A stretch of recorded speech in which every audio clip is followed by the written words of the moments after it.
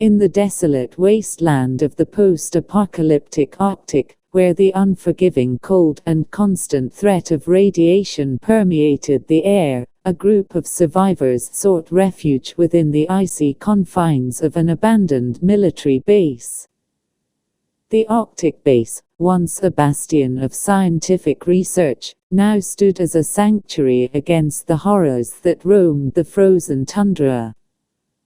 Among the survivors were Anya, a resourceful engineer, Boris, a burly former soldier, and Dr. Emily Carter, a brilliant scientist who had dedicated her life to studying the mutations that plagued the wasteland.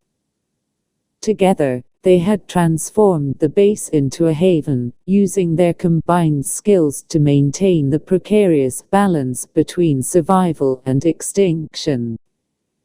Each day was a relentless struggle against the elements, and the mutated creatures that lurked beyond the base's perimeter. Giant scorpions, their exoskeletons crackling with radiation, patrolled the frozen wastes, while feral ghouls, their bodies emaciated and their minds consumed by madness, roamed in packs. Anya and Boris manned the perimeter defenses, their rifles trained on the horizon. They scanned the desolate landscape for any sign of danger, their fingers twitching on the triggers. Emily, meanwhile, toiled tirelessly in the base's laboratory, studying the mutated specimens they had captured. One fateful night, as a blizzard raged outside, a faint distress signal crackled through the base's radio.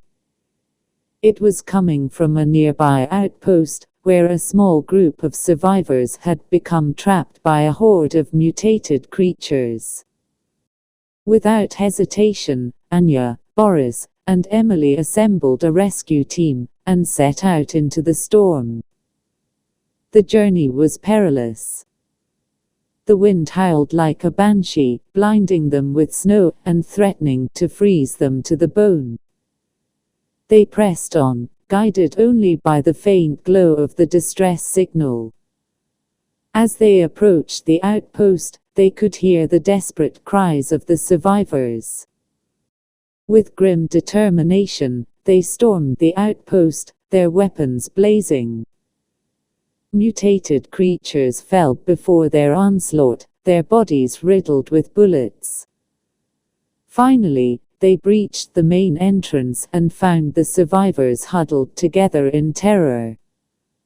Anya and Boris swiftly evacuated the survivors, while Emily administered first aid to the wounded. As they made their way back to the Arctic base, they could hear the mutated creatures still roaming outside, their howls echoing through the storm. Upon their return, the survivors were greeted as heroes. They had not only rescued their fellow humans, but had also proven that, even in the darkest of times, hope and resilience could prevail.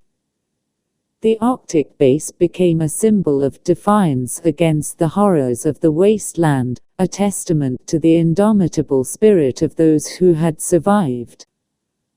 As the days turned into weeks, the survivors of the Arctic base continued to face challenges and hardships. They had to ration their supplies, maintain their defenses, and deal with the constant threat of mutated creatures. But through it all, they remained united in their determination to survive and rebuild a semblance of civilization in the ruins of the old world.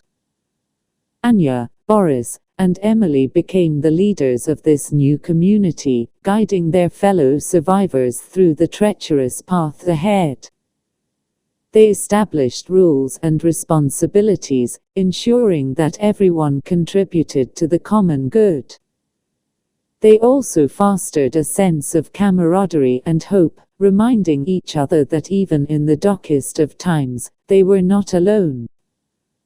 And so, the Arctic base became a beacon of resilience in the frozen wasteland, a testament to the enduring power of the human spirit.